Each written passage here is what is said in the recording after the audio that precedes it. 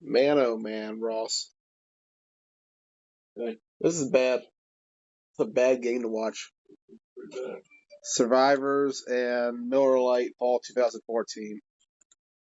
You know, Ross, I've been in flag football for like 6 years now. Yeah, you started in 2014, it'll be 6 years. You've been around longer than that, though.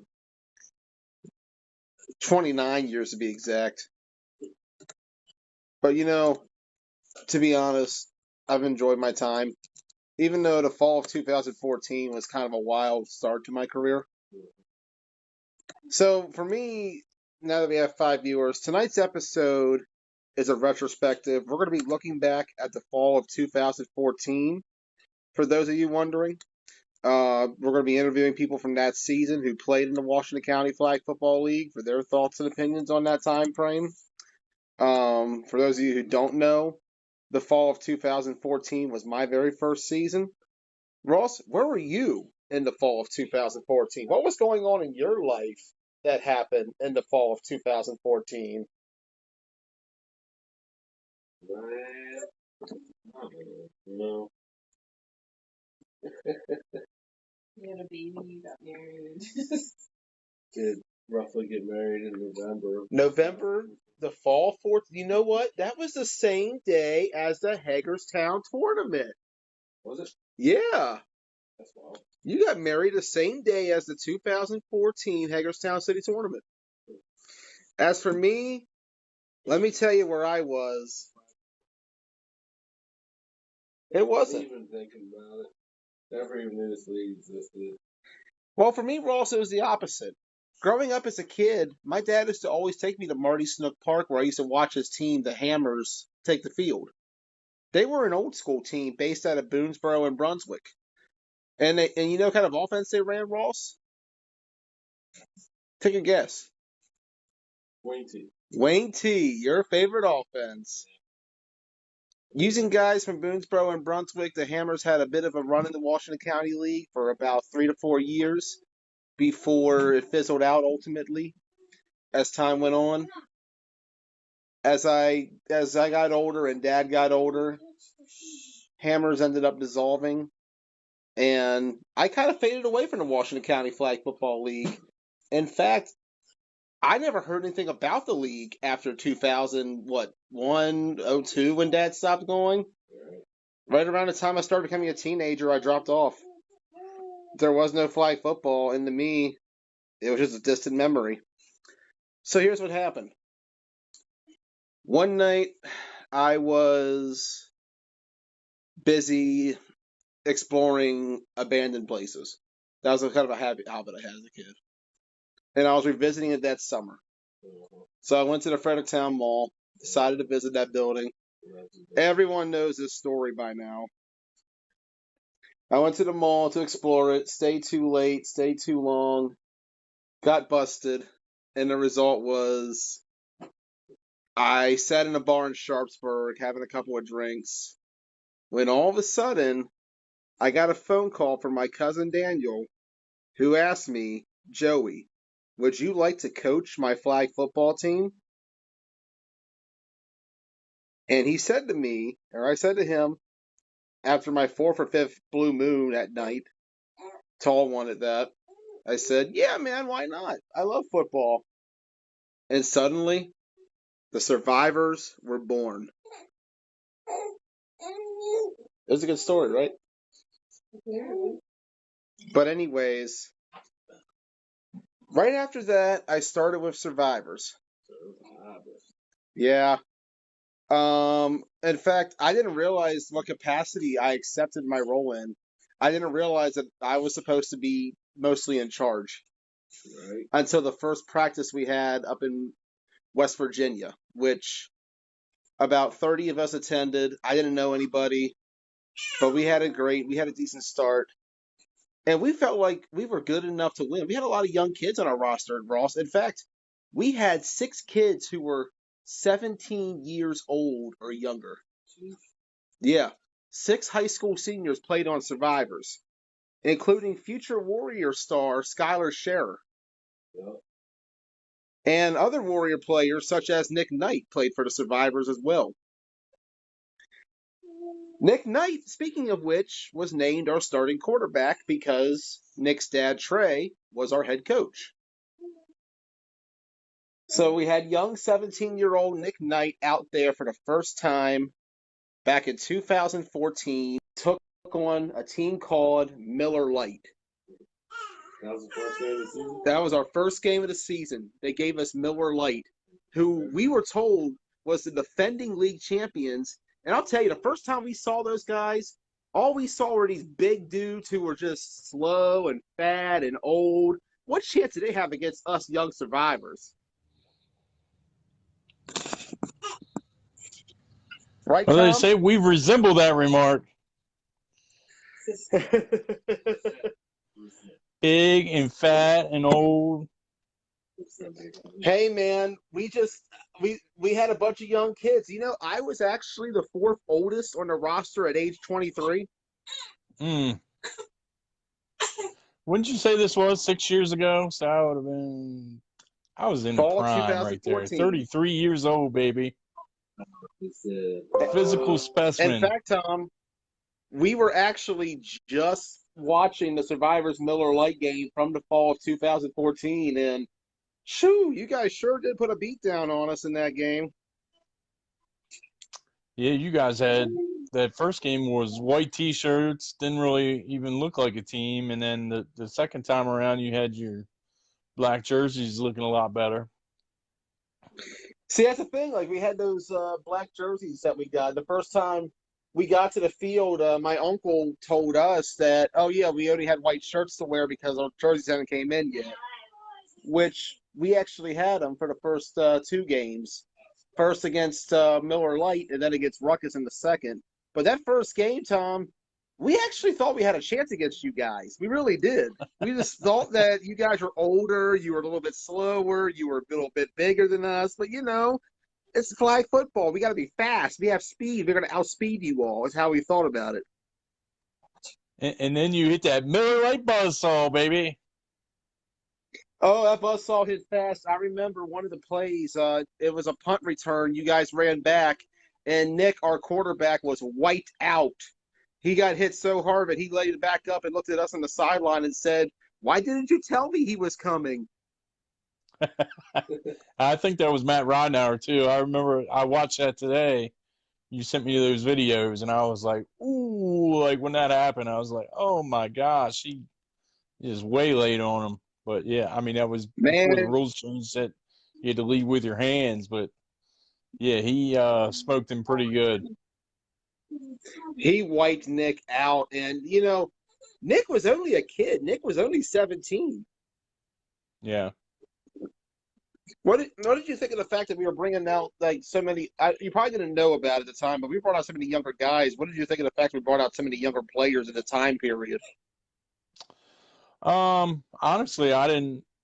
It's hard for me to tell who's. I mean, unless you would have told me at the time, hey, these are seniors in high school, I would have never known. I mean, I assumed they were young, We but were I low didn't know key they were about it. that young. We What's we that? were very low key about it. Like we didn't know any better. Like we early on, we just recruited anywhere we could find. A couple of those guys were actually high school friends of my cousin Mikey, who was still going to Boonesboro at the time, and Mm-hmm. that's how we found them. Others were guys who had dropped out of football from Musselman and were trying to make out. In fact, a majority of our squad all went to Musselman High School that first season, and all went to school together for the most part. That's where our cord came from, and I'll tell you, that first game against you all was rough. Big Mike had his way with us. Grable had his way. I can't forget about John Massey either on the field. John Massey and Josh Kelly was huge in both of those games. Number 5 was Josh Kelly, and he was a Josh beast, man. Kelly was a And monster, man. that was BZ before Zeke. So yeah, and that was before Joey Such. So like you said, you had John Massey as a running back. Our offensive line was the same as what it is now. But Grable was at the top of his game at that point. We had a guy named Mike McMillan that played arena ball at the time. He was really good. and he played mostly just defense. But he would have been really good on offense if he would have played on offense a little bit more. But Grable was sort of stuck in his ways of who he wanted on offense at that time, so he didn't really use him that much on offense. Yeah. And I'll tell you, from the beginning, I was extremely impressed with Miller Lite. You guys were everything I remembered as a kid. Because I grew up watching Miller Lite. In fact, I think I watched one of your early games, Tom, when I was about 8 years old. To put in Okay. perspective, like how long it's been. Yeah, I do recall that. I What remember year was that? watching. I think I remember watching. I believe 1999, 2000, when my dad was still playing up in county. My dad and uncle. I would have been probably in my first or second season at that point. I would have been 20 playing. 99, 2000 would have been my first year on Miller Lite. And like you said, Joey, my story is a lot like yours, where I watched my dad play through probably middle school, early high school, and then he quit. And I finished out high school and playing high school football at Williamsport, and then went on to college. And a couple years later, I was kind of still in college when guys hit my dad up to come out and coach. And he said, "I'll come out and coach if you give Tommy a shot at playing center." And I came out and kind of took the starting center spot right away. And Dad coached the team for a couple of years, and that's how I got my start. I had no idea that I would ever play out there, but back when Dad played, I thought I'll never be good enough to play out there, and then of course I had a little bit of growth spurt and was able to play and stuck with it ever since, man. It's been a long time ago. We did talk about on Fourth State Uncut a few weeks ago, Tom, that you are very close to being one of, if not the very first fourth generation player in Washington County in terms of decades. You played in four different decades, 90s, 2000s, 2010s, now 20s. Yeah, I don't know if Is I'm it gonna make crazy it to to think you made? 2030, but we're gonna give Hey, it if hell in not, the someone. 2020s. If not, if I have a team by then, Tom, I'll bring you out a long snapper on an extra point, There we go. There we go. just so I you can can at be the least do first that. 5 decade player. I mean, 2030, I'll be 50 years But old, so I just hope I'm still breathing. But tell me, Tom, what was the Washington County Flag Football League like before the fall of 14? Because a lot of us know the league now is what it is, this giant phenomenon that we can film on the weekends. We got 9, 10 teams a season. It wasn't really like that back in 2013, was it? 2013, I think we had 4 or 5 teams. Like I say, without looking at the team rosters and stuff, I'm not really sure. But I mean, I know when I That was first started the playing, that was the was there season four where it was you teams, guys, 5 teams? X-Dolls, Knights, and Storm. Yeah, I mean, like I say, when I first started playing in '99, 2000, we probably had 7 or 8 teams, and then for the longest time it was like 6 teams, and then, like you said, that 2013 season, we were probably down to 4 or 5 teams, and it was good, but at the same time you played everybody 2 times in the regular season, um, and then again in the playoffs. So sometimes it was good if you played a team that you got along with, but other times it was bad if you had some bad blood with a team. It's tough to play a team 3 times in one season. With the amount Oh, of I can teams we have imagine. now, what's that?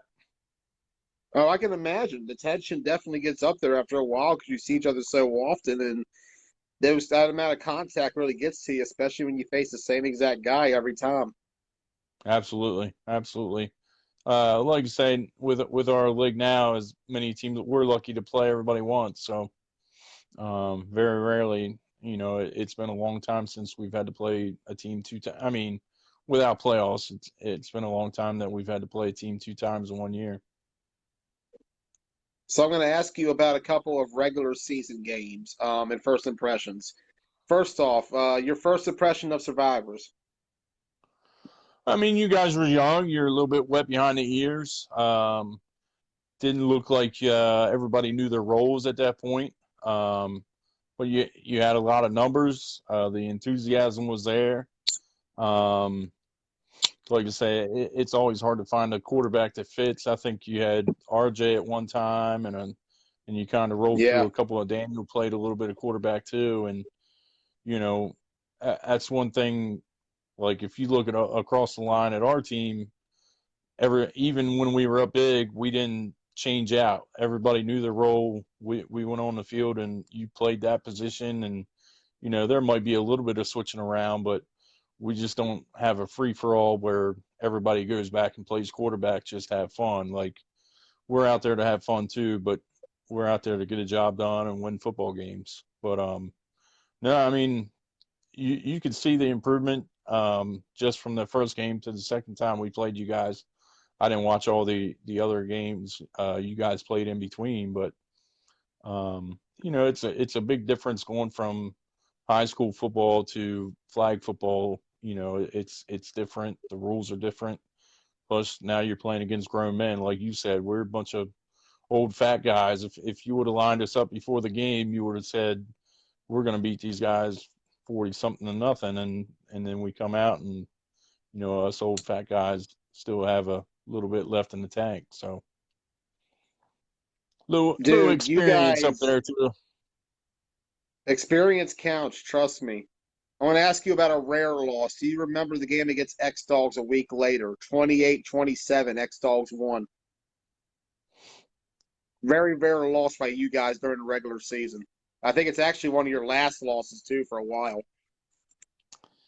If I remember correctly, I think we should have won that game, and I want to say Chuck Smith off our team got an argument with a referee and ended up getting a 15-yard penalty because we could have scored from real close or kicked the easy field goal to beat them. And he got a 15-yard penalty that knocked us out of field goal range. And then we had to go for it 4th and long and didn't get it. I mean, the, we were always back and forth with X Dogs. I mean, it's kind of like the Army Navy game or Redskins Cowboys where you can just throw out the records and it's a rivalry game, man. I mean, because One of the best rivalries and in this area honestly, by far. they probably had 13 or 14 guys there that day, and we probably looked across there like, oh, we got 20 or 25 guys here. We're just gonna wear them out. And one of those days, X Dogs is just always scrappy. I mean, any team led by Matt Osberg is always going to give you a fight, and that's absolutely what happened. I mean, and like I say, I'll make an excuse about Chuck, but no excuses. I mean, it's always a fun game with X Dogs. Oh, yeah. So, first impression of Ruckus. Ruckus was. Uh-oh. Sorry about that. I had a message. Get that off there. Oh, you good, Tom? I think In fact, Dustin. the video we got playing right now is you all against Nighthawks. I'm going to ask you, actually, real quick about Nighthawks instead. Your impression of Nighthawks, because this game just popped up on my TV. Nighthawks Miller Lite from fall of 2014. They were a remnant of Nighthawks is Storm and PG Hitman, if I remember correctly. right. They've always been so athletic, but just seemed like they were a little bit unorganized at times. But like I say, so athletic. You're always in a dogfight with Nighthawks. And same thing, like quarterback's always been an issue. Like I say, the football gods have smiled on me pretty much my whole football career to bless me with the quarterbacks I've had. So, when I throw it back there between my legs, I always had a lot of faith in the guy behind me. And with flag football, you can only go as far as what your quarterback takes you. And Yeah. like I say, they always had a solid defensive line, solid defense. Just could never really put up a whole lot of points on offense. Yeah, that's where I noticed Nighthawks struggled the most at, except when they played us. Your impressions on Ruckus? Like I say, Ruckus, we met Dustin Mitchell through Andy had a adult basketball league, and I think Dustin played in the 4-on-4 passing league out of Pangbourne, and got to talking to Andy about bringing a team to our nine-man, and I'm glad they did because we were needing new young. I mean, they're mostly Smithsburg guys, and we were missing that piece from. I mean, this is a Washington County league, and we were missing a piece of the county by not having Ruckus there. Same thing like when Warriors added their team eventually. We were missing that Boonesbar piece. I always coached high school football and always wanted to go around to the local high school coaches and let them know that, hey, this league is still out here. Not everybody goes to college. Even when they do go to college, they always come back to Hagerstown or Washington County, and this is a good league to play in. I mean, I never got to do that, but thank God Facebook came around and you showed up, Joey, and spread the word and got the word out to the rest of the county, and I think we spread even more so than just in this county to get other teams to come to our league. Yeah, and honestly, it's been amazing how much it's grown since. And we're going to talk about how much it's grown as we resume the overlook of survivors in the fall of 14. Tom, thank you for joining us. I'm going to call you back in a little bit to discuss the playoffs from that season. Okay. But for now, we're going to go back to this. Yep, there you are, Tommy Hoffman. I'm watching the video right now that you're. Jameer Burnett threw a hell of a block on that one. You hear it? Man, Gray was. Oh, my interview. Yeah. My guys up front were doing work, son. We're doing work, son. We're getting after champions. Champions. And you know what? That's the same line they have starting today. It's crazy. We've been together for a few thank you, Tom, years. Yeah, the band's still together. Oh, I just saw that him and Josh Kelly did a bump together. Tom got a Yep. major error on that one. Yep. Slide the credit card under my feet. Good stuff, Tom. Good stuff. Yes, sir. All right, man. Thank you for joining us tonight. I'll call you back in a little bit. All right. Sounds good, Joey. Take care, buddy. All right, you too.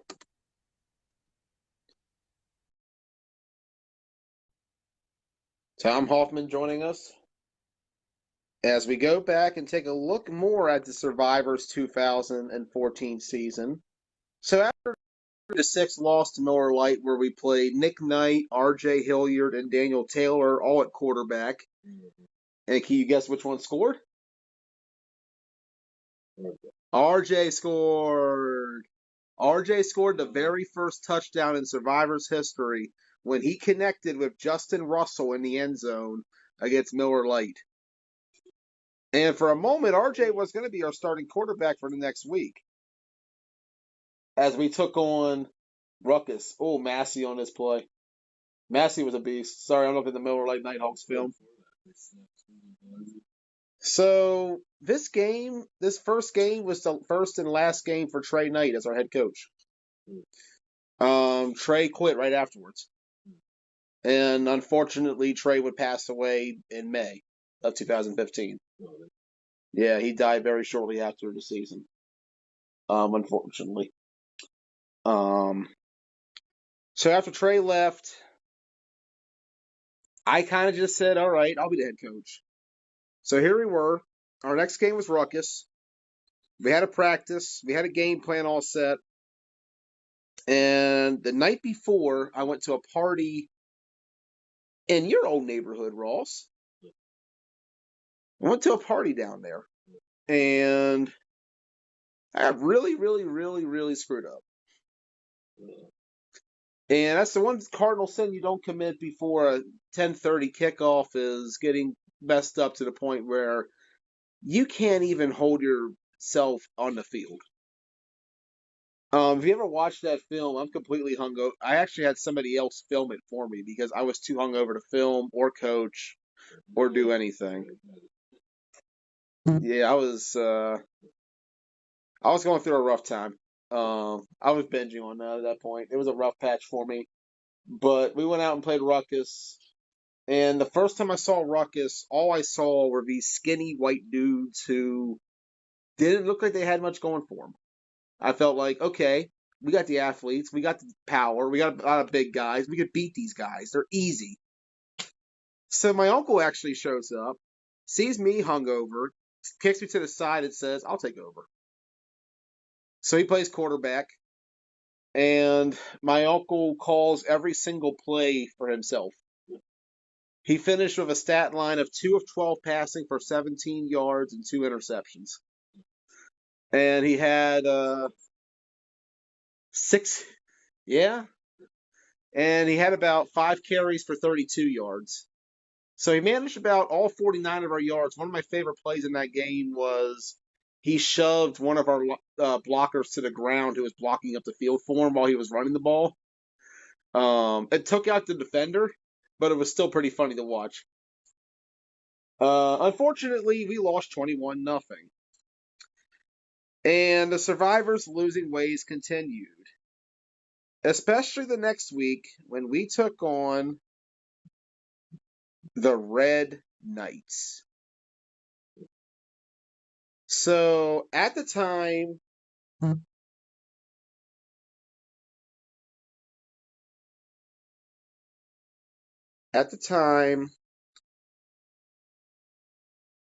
I was still trying to learn the league. And at the time, I was still trying to also get my life back together because of the whole mall thing. So coming into the game against the Red Knights, we didn't have anything figured out at all. Back in control of the team. He had a firm grasp, but the guys just didn't listen. Whereas the Red Knights, they had the leadership, they had the talent, they had the players, they had the uniforms, man. When I first saw the Knights uniforms, I was jealous. Andy had the dopest uniforms out there in flag football. For real. Like, if you want to talk about an underappreciated classic, the Red Knight uniform goes down to me as one of the most underappreciated classics in this league. What do you think, Scunion? What's up? Greetings from Charm City, baby. How are you? I'm good, man. How are you? I'm just enjoying a nice night here, talking some flag football with Ross and everybody else. Freaking reminiscing. It's like going down memory lane, man. Listening to Tom talk and listening to all you guys is making me laugh listening. Man, I'll tell you, the fall of 2014 was a wild time, brother. Let me fact check you right now. I want to fact check something. Oh, what are you fact We checking? were the first team. The Miller Lite was undefeated for 5 seasons, and the Red Knights were the first one to knock them off that year. Then later, X-Dogs came and beat them at the end of the season. That was us. Wrong, Just want to throw that sir. out there. Wrong. Look at I got look the at schedule right in the front of me. win-loss. Look at the I got win-loss. the It's not schedule. right if it's not up there. I got the schedule, bro. It's right in front 2014, of we me. knocked them off first because we were No, waiting for X-Dogs seeding. won first, bro. I don't. That must not be right. I'm telling you because we were waiting for that game to see how seeding was going to fall out. I remember it. You can ask Andy. Like, we had beaten them first. We made a huge deal about knocking them off because they smoked us earlier in the season. I remember when you all beat them. I watched that game from the sidelines, and I said to my cousin, I said, the Knights are the best team in this league. I wish it would have worked out that way, but We'll get to that a little later on. But let's talk about that first Knights Survivors game back in fall 2014. oh, great game. Oh my gosh. Well, that not for you was guys. It's on film. It's back there somewhere, Ross. I think you missed it. Here, let me pull it back up for you. I'm going to pull it back up real quickly. Who y'all had someone playing? Who y'all have kicking here? I couldn't tell for a second. That's Regan. That's John Regan. Okay, that was Regan kicking. That was Regan kicking. Okay, we had gotta RJ remember, in this game. RJ was starting in this one. This team had a lot of what would later to become AFN guys. We had Hatch, we had Regan, we had Black. So I mean, we did have some guys that ended up, later on. Those guys came up through our Raiders connection. So they started out with us in the league. Oh, okay. Yeah, as I remember. So here we go. First play. Andy drops back across the middle. Scunion is wide open. And touchdown, Red Knights. Had a bunch of First those in my play. career. Extra point up and good. That was bad. That was really bad. We were so young too. Like we have my dad's quarterback, Joey Ashball, playing center for us in this game. Well, we knew you Uh, guys were young for sure. yeah, we were young. It's just like we had some. It was just a weird nucleus of guys we had, and I'm feeling bad for RJ here. He's getting no time at all, but he gets a beautiful pass off to Daniel. That's the best play I've seen all game. We had no line, man. Paul Shade was a defensive end. Robert Hogan just was a tight end. Ashball was a quarterback. We don't have any. Andy drop it back again. Going to fire it deep. Wide.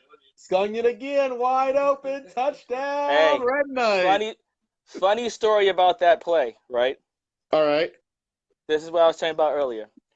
The first touchdown we threw was a post wheel. Andy, forgive me. I know you're watching. If I'm giving up trade secrets now, hopefully, whatever. But so post wheel, you guys didn't switch it. You didn't. You just stood there. I was like, okay, easy. So Andy comes to me and says, look, they don't know what they're doing. Let's just run the ball. Let's work on our stuff. I said, that's fine with me. I'm not surprised. Well, look, listen. So I'm like, that makes sense. Let's work. It doesn't do us any good for one play touchdowns. We have a whole. We're trying to get better. So the kid, I don't know what his name was. You had told me his name before. Pressed me, and I ran the post, whatever. So we come back to get the ball back. And I'm pretty sure it was Skyler. I wish you had the audio.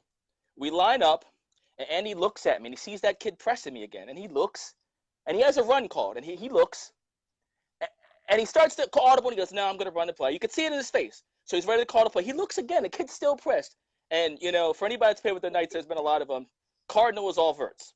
He looks again. He just can't help himself. He goes, check Cardinal. Like, this guy's not going to back off. I'm going to throw the fly. And then that's the play you just saw. He checks the Cardinal. He just had to throw the touchdown. The kid wouldn't back up. But he was supposed to run. We were supposed to run the ball there, and Andy will verify. Like, that was supposed to be a run. The kid was pressing. And it's funny, on your guy's sideline, I can hear the guy say, man, he's supposed to get hands on him. He tried. He just missed. But, yeah, it was supposed to be a run. That's funny as hell, man. That is hilarious. Oh, RJ just barely completed a pass to Ben. That was insane. How did that not? How was that not tipped? He's got no time. It was not fair. The Red Knights defense is ridiculous around this time too. I miss that defense. Very good defense. That's what we always miss. When I first came to the Knights, we were always a solid. Andy's a beast. And we always had trouble. I remember a game we played Miller. I think it was the season before.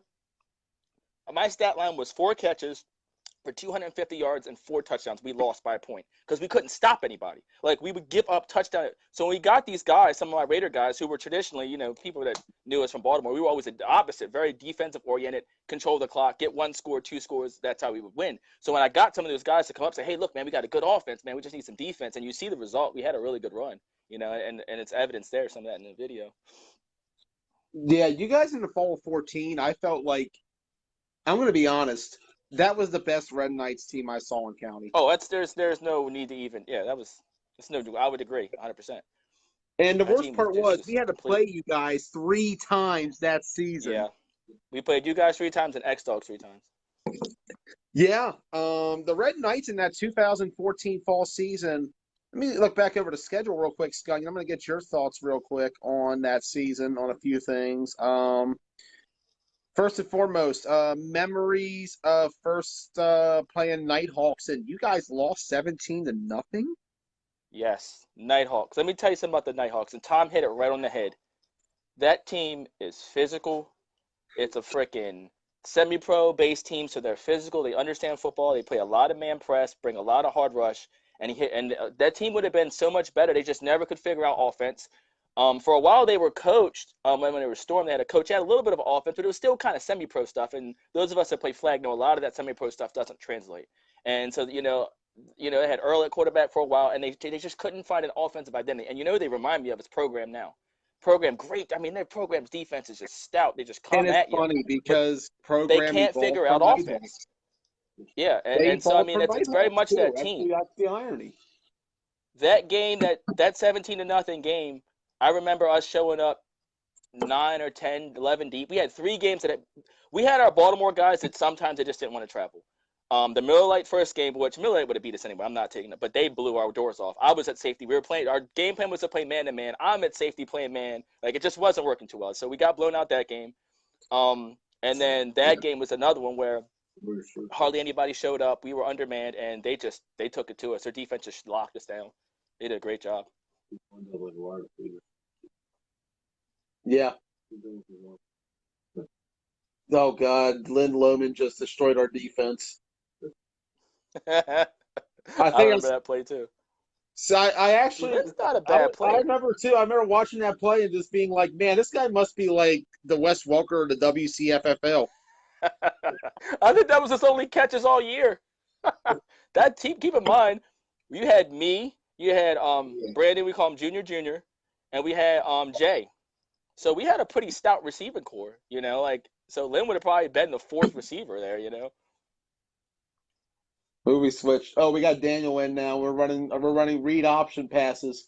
Skyler's running wide receiver, exact same stance as he did as quarterback.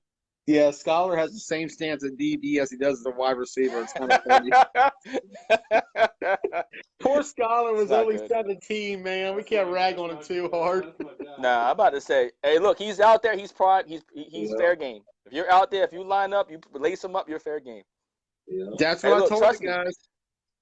Look, I play for the Red Knights. The last 2 seasons, our whole entire team was 16, 17-year-olds. So I understand the struggle, trust me. And I'm out there trying to teach them, So it's hard to teach. That's the one thing I learned was how hard it is to teach guys how to play the game. Especially when you don't know what you're actually teaching because you don't know 9-man. I wouldn't say it's hard to teach. It's hard to get guys to listen. Because guys look at you like I'm not nobody. And it's like, well, why should I listen to you like over myself? Or, like it's not like I'm some NFL head coach. Like, they got to trust that I know what I'm talking about. I can sit there and say, oh, I played here and here and here, but that doesn't matter. So I got to get guys to listen. But like actually teaching I like that. It makes you better. It works on your fundamentals. And it's fun. It's rewarding to see a guy. I've had a couple players in my career outside of Washington County, inside Washington County that weren't the best players, but we worked hard. I worked hard with them and they became pretty good players. So like, that's always rewarding. Sometimes that's more rewarding than, being successful yourself. I'm sure Andy could probably give you a bunch of stories of guys that he helped get better, and you take pride in that. Mm-hmm. No, I definitely believe that, man. There's a lot of guys to listen, different story. Yeah. And that's the thing. I felt like we had a good group of guys who listened. It's just when we played you guys going into this game, we just didn't really understand what 9-man was. We were still stuck in the mindset of tackle football. We just took the flag as all you can do is just take off the pads and you're playing basic flag. And a lot of people do that. A lot of the semi-pro people do that. They think, oh, I'll just take my pads off and it's easy. No, it's actually harder. It's a lot harder. RJ just said Red Knights was always a target of mine. He had so much respect for you guys. Well, I think I heard you asking Tom like your first impression, what his first impression of you guys was, and I can answer that too easily. I think the first thing I thought, I knew you guys were young. I think the first 2 things that I really think about Survivors, I loved your guys' passion. Like I knew you guys love football, and again, I don't want to keep being old guy, compared to new teams, but like Brunswick. I see Brunswick, I know they love football. I saw you guys, I know you guys love football. You showed up deep, guys wanted to play, but everybody wanted to play, regardless. So, whatever you guys thought outcome was, you guys loved football. And that was always, to me, that's why I play, So I appreciate that. The other thing is when you guys got your jersey, and I realized like you had like that Christian base to you. Like anybody that knows me, I'm a pretty spiritual guy. Like I always say my prayer after anytime I score. Like that's a big part of my life and who I am. And it was cool to see somebody else, just like Matt Eisenberg is another guy, very spiritual guy, very God-fearing man. That was cool to see like another group of people that had that set of values. It was really cool. That was a lot of the influence. A lot of that was Daniel. Daniel was very religious. Still is to this day. He pastor, preached a lot before games. We all prayed together. It It was a very big influence. We had a very strong compassion for it. And that, I mean, that's, to me, that's, that touched me a little bit just from who I am and where I come from. So, I always appreciate that. So that was my. And then just from a wide receiver, from a player standpoint, it's like, I knew you guys, like, we ran that post wheel and you guys didn't move. And I was like, yeah, we could pretty much do this all day and score one play touchdowns because you guys just didn't understand it yet. I mean, most times in high school, you're pretty much playing man. So, if you're going to play man your whole life and then you come to flag and, okay, here's cover 3, and you don't know how to run it, you know, it's going to be a problem. And Andy's offense, of just about any offense that has ever been that I've ever played, and I've played with and against, but even more so with some of the best quarterbacks in the area, from Doc, Chris Price, the list goes on. I've played with just about all of them. Andy's offense is very much cerebral. It's, if you don't know what you're doing, just like Peyton Manning, if you're in the wrong place, he's going to find it, and a lot of times when you see him throw interceptions, it's usually the receiver's fault. People don't realize that, but it's a very sight adjustment offense. So, people, oh, Andy's throwing picks. No, that receiver ran the wrong route, but they don't know that. Andy's not going to, 9 times out of 10, Andy's not going to, put that receiver out there. But, I know there's been times that he's thrown picks that I've ran routes and I sight adjusted wrong, and I come to him and say my bad. So, I mean, like, when you're playing a team that's young, like you guys were, it's like that's like the perfect disaster for you guys. Like, here's this offense that's predicated on finding the open spots, and you guys are giving us a bunch of them because you're still learning zones, and so that was kind of a buzzsaw. Like Tom said, it's a little bit of a buzzsaw for you guys. But what I like, if you look from the first minute, and like I said, talking about your passion, from the first minute of that game to the last minute, you guys are fighting. There's no I'm done, or I've been on red night teams where it's a close game, a hard-fought game, whether it was so many games against X-Dogs, so many games against Miller, which a lot of times we fell short. We only beat them once, where, all right, we throw a pick at the end or they score at the end, and there's maybe 5 minutes left. We might have a chance to get the ball back, and guys are taking their gear off. That's a one-score game against a champion team. You guys are down, multiple scores, and you guys are fighting your butts off, last minute, and that's just a testament to who you guys were. And like I said, I'm an old school kind of guy, and I appreciate Survivor that. That's always strong. been me. Yeah. Man, no, I appreciate the words, Scung, and I really do, man. We put our best out there every week. We tried. We just, like I said, we weren't ready. 33-0 was the result of that game. Red Knights were victorious, and honestly, it could have been a lot worse. We could have just ran post wheel all day. It would have been we probably would have been better if we would have ran it for you guys, because then you might have actually fixed it. At some point you might have learned it. Well, my uncle's game plan was to run press coverage every play. Well, I'll tell you the truth. That's not a horrible. I mean, most teams. I mean, I can tell you from X-Dogs and Miller both. When I We came were to the trying league to and be a started more playing with Andy. physical defense. That's what the thing was. We wanted to be physical Yeah. up front, but the thing was we didn't have the corners who could do it. There you go. I mean, again, when you have a sight adjustment offense, you got to knock guys off. I mean, that's the right idea, but you got to be able to execute. I mean, I don't think that game plan is necessarily wrong, but, I mean, some of the best defenses, the program would come up, Storm would do that play man press. Even if they got beat, they'd make us go over the top. They wouldn't give us any windows, and that can be annoying. Throwing a ball in man-to-man coverage as opposed to zone is a lot different, and some flag quarterbacks are more used to throwing balls against zone. So sometimes that man-to-man, if you don't have, that 4-2 guy just runs past everybody. So I mean, the game plan wasn't per se bad. It's just you just had to execute it better. Yeah, and that was where we lacked at. I felt like was the execution, and of course, I felt like we also lacked the personnel to do what we wanted to do. It's so funny looking back. When I left the league and came back, I wasn't too far away from becoming a survivor. I remember when I reached out to you, and you guys, I remember.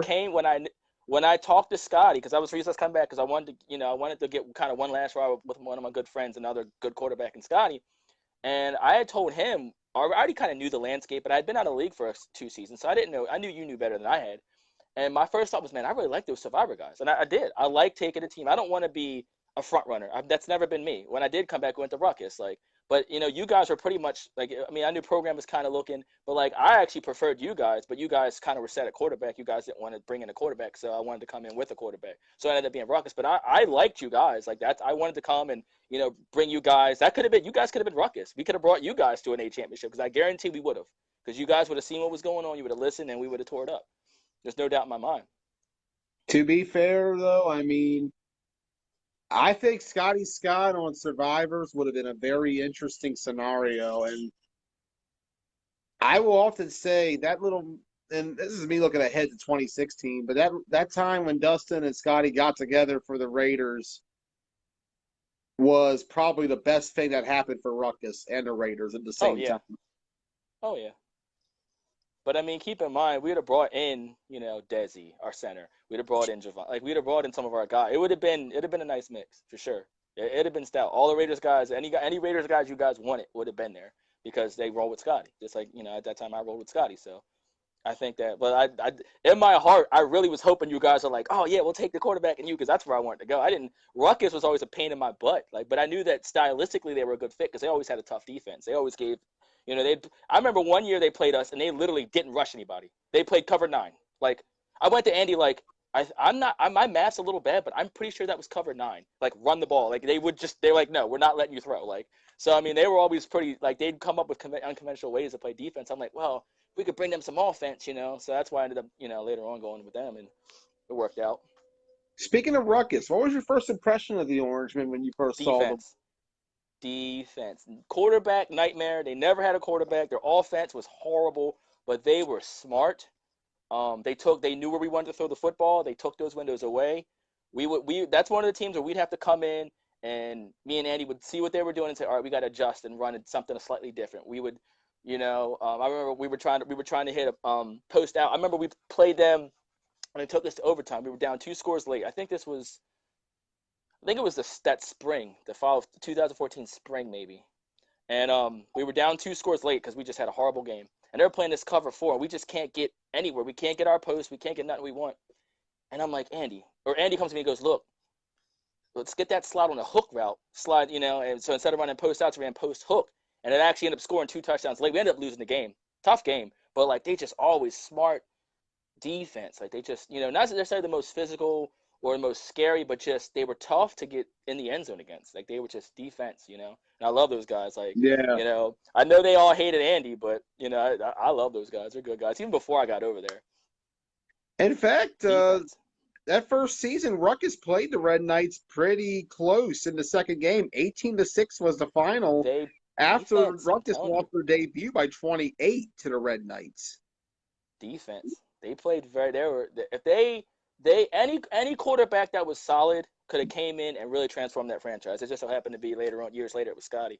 But I mean, that's all they needed was offense. They would have been a contender. They'd have been right there with us, right there with X Dogs. They just I think what happens when they have trouble is when they get those scrambling quarterbacks that can just outrun their D line. Because I mean, they had Zabir on that line. They had all those dogs on that D line. I So remember, but when you I get remember Shane in that first season. But when you get a multiple quarterback that can run away from him, then that's where they ran it. That's so like Matt would give him problems. Miller Lite would pound him into submission, but then they'd come into us, and we're kind of a finesse defense ourselves, and that just it gave us fits. Yeah, Gave us. I can fits. imagine. Much respect to those dudes. Any other memories from 2014 you want to talk about? There's one thing I'd like to say. I remember that year we came up for MVP. And I remember actually I remember sitting and talking and like kind of whispering in Andy's ear like, man, we should do an MVP, like maybe offensive, defensive. And I remember that year going to Matt, which Matt could win the MVP every freaking year. But I also remember Matt having a really down year that year. It wasn't his best year. And Andy and that whole year I shouted from the rooftops and I wanted to, I just wanted to, it's probably my only other chance to say it.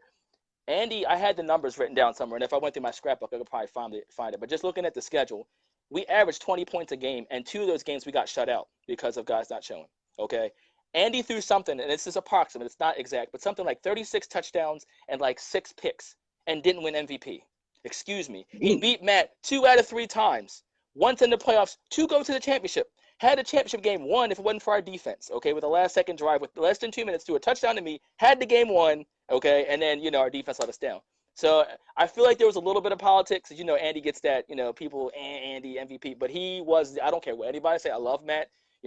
Matt is a brother of mine, but Matt wins 50. And that was if it wasn't going to be Grable. I mean, I understand. If it was going to be Grable, it was Matt. It had to be Andy. I mean, look at the numbers. We averaged 20 points a game. Twice was shut out. Twice. I mean, so Yeah. that's the only thing I would say. I actually was fortunate enough. I think I was in the finals for it too. Which was a cool thing for me. But you know, that was I think taking the nights out of it. I think that was a great year. I remember fondly coming up to the field. You know, I played in Baltimore for years, and you know, down here where we were playing at CCBC Essex, it was a spectacle. Like, you know, everybody came. If there was a 1 versus 2 matchup, you know, a lot of people came out and watched. And you know, you had the Miller guys when I first started in the league that would come watch. But other than that, you really didn't have that, like, that kind of, you know, energy into the league like that. And then I remember that 2014. I remember the first game I pulled up to the field and I couldn't see the field because of the cars, and I'm like, whoa, what is going? And it was just like, I knew at that point that the league had changed, and it was a cool moment for me. And if you look, that year, I really felt like it changed the league. I felt like it really helped. Andy has done a great job, and Tom has grown the league. And I think, like, you know, every year it's like I can't wait to see. It's like the energy's better. The energy's better, you know. And for some of these other teams that have, you know, come from different areas, West Virginia or even Virginia, wherever else, Pennsylvania, you know, us and the X Dogs pioneered that because I was bringing guys from Baltimore. You know, Matt's been traveling from Pennsylvania forever. So, I mean, we pioneered that, and it was cool to see, and finally, the league grow, you know, even further. I just remember I remember leaning over in the car and being like, man, this is what's up. Like, just seeing the energy and, like, you know, this ain't just beer league anymore. Like, this is where it's at. So, I mean, that was my main, that and just the amount of fun we had, you know, bang with the X Dogs and bang with Miller. It was just a great year. Finally beating Miller one time was nice. You know, it's a great year. Yeah, it was Great year for the league. very good, and I believe, like you said, it was the start of change for the Washington County Flag Football League. Most definitely. Anyway, Scunyon, thank you for joining us tonight. Always a pleasure, son. It's always good to talk to you, sir. Stay safe out there, and hopefully we'll see you soon. You got it. All right, have a good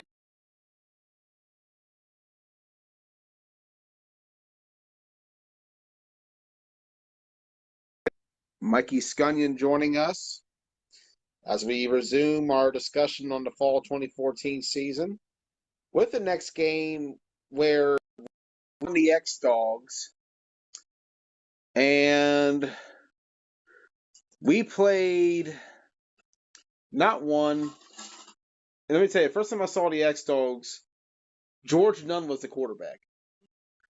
And he destroyed us for 3 touchdowns in the first quarter. And this whole time, there's this guy wearing number 81 running around the field, catching passes, making plays. And I'm like, how is this dude destroying us? Second half, you know what they did? He went at a quarterback, and he put up 28 more points. His name was Matt Eisenberg. And that was the first time I saw Matt Eisenberg play. And it was a game where we were just absolutely demolished to the point where we played not 1, not 2, not 3, but 4 quarterbacks in the game. We started Dontel Watts, who we just signed from the Nighthawks a week earlier. Remember Dontel? And if anybody wants to call in tonight, feel free to do so. We're looking for anybody who's willing to call in and talk fall 2014. Dontel was 1 of 3, 20 yards and a pick. So then we put in Nick Knight, 3 of 6, 54 yards and a pick.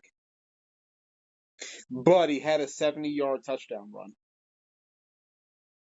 Only because he put tree sap in his flags and made it impossible for them to be pulled.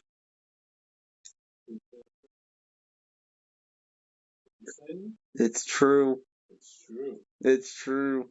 It was my uncle's idea.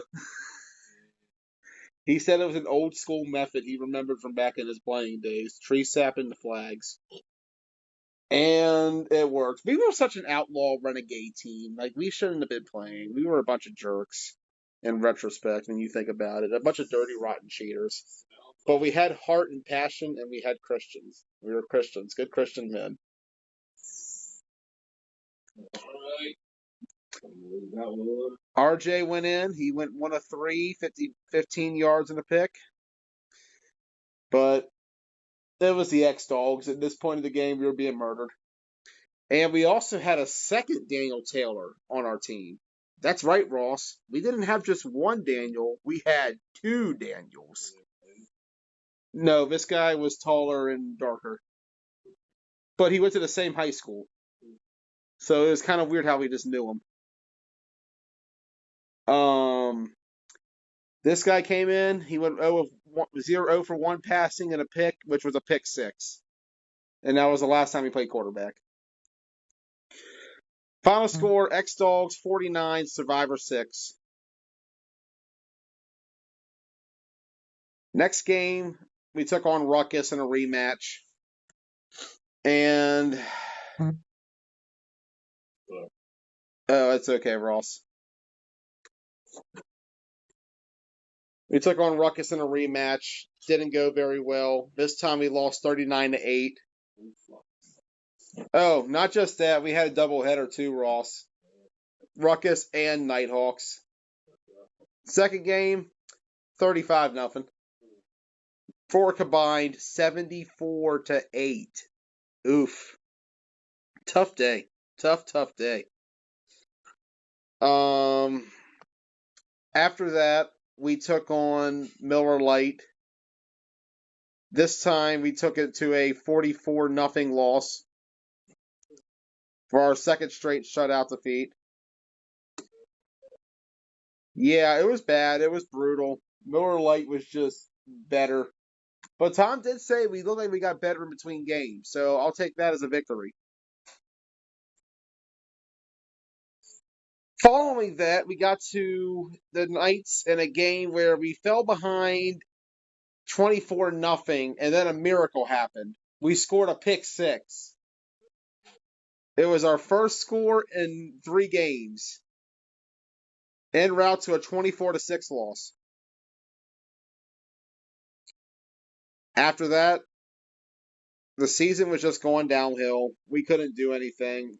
Our line was just dominated, man. We weren't ready. And as much as Daniel and RJ tried, they just couldn't get anything going at quarterback. They just didn't have the timing back there. They didn't have the help they needed.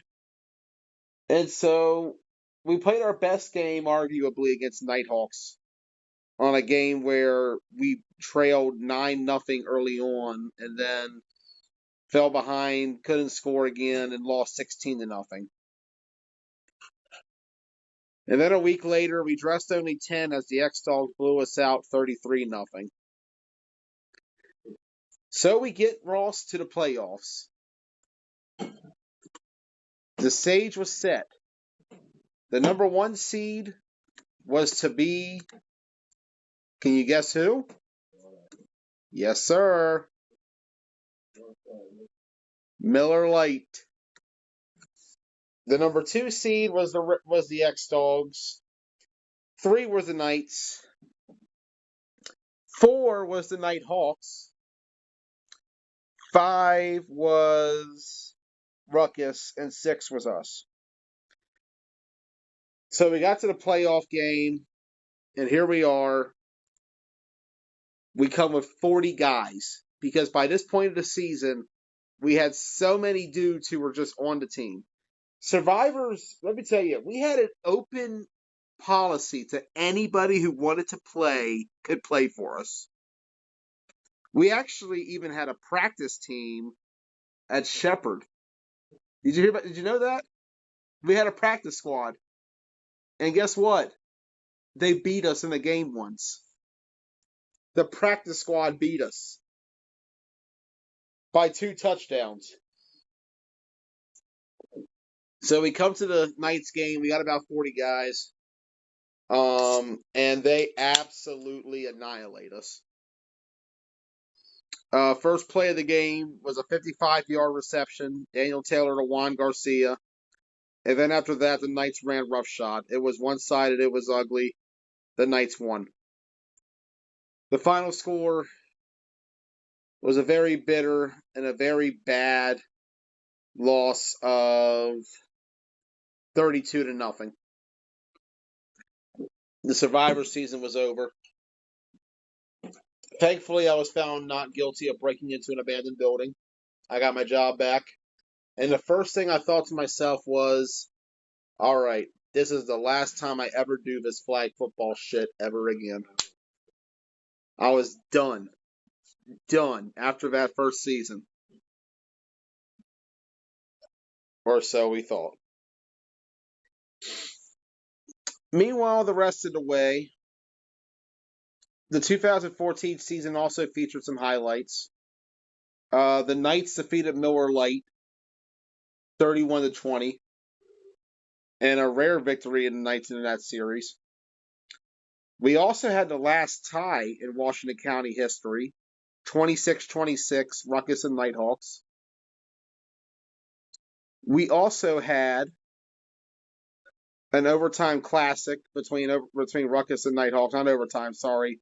A playoff classic that came down to the final play, where Ruckus rallied back from a 27-14 deficit to win 28-27.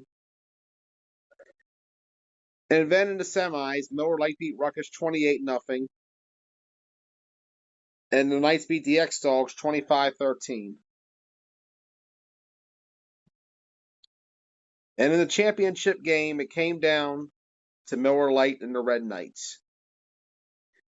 In the end, the Red Knights took a 15-14 lead until with less than a minute to go when Miller Lite scored the game-winning touchdown to win 22-15 and secure their third straight championship in a row. And thus, the dynasty had begun. And Miller Lite began its run of 9 straight championships in a row. It is wild. In the end, though, for the survivors, we survived. We made it. We did it. We were 0-11. We were bad. We were beaten. We were battered. But we weren't broken. And we were ready to come back that next season. We sat there and we thought, man, it's going to be a long wait. We got to wait all the way till next fall for the next season. And then one day, I got a message from Daniel telling me that Andy wants us to meet him and Tom downtown to talk about a spring season. And thus, it was all born. Thank you for tuning in tonight. That was the fall of 2014, my first season. And a great season for Miller Lite, Red Knights, and the X-Dogs. In the end, looking back at it, it was bittersweet. It was a tough season. And man, looking at this clip of Miller Lite versus us, it's rough right now. But those Survivor guys were great. I loved and appreciated almost every single one of those dudes. They were great guys to have around. Shout out to all those guys. Shout out to Daniel Taylor. Shout out to Alan Roberts, Paul Shade, Austin McKinney, Matt Petrie, Justin Russell, Robert Hogan, Phil Gardner, Skylar Scherer, Cody Klassen. Just an excellent group of guys. Matt Adcock. Just an excellent group of guys to have. And even a shout out to Joey. Shout out to RJ. Shout out to Ben. Survivor Strong, baby. Survivor Strong. Thank you for joining us tonight here on 4 State Uncut. Next week, we celebrate. Can you guess what it is, Ross? I can't. It's our 2-year anniversary show. Happy 2 years. 2 years ago. Well, on May 21st, 2018, we sat in your garage for the first time, me, you, and Tyler, and we broke down the Washington County Flag Football League.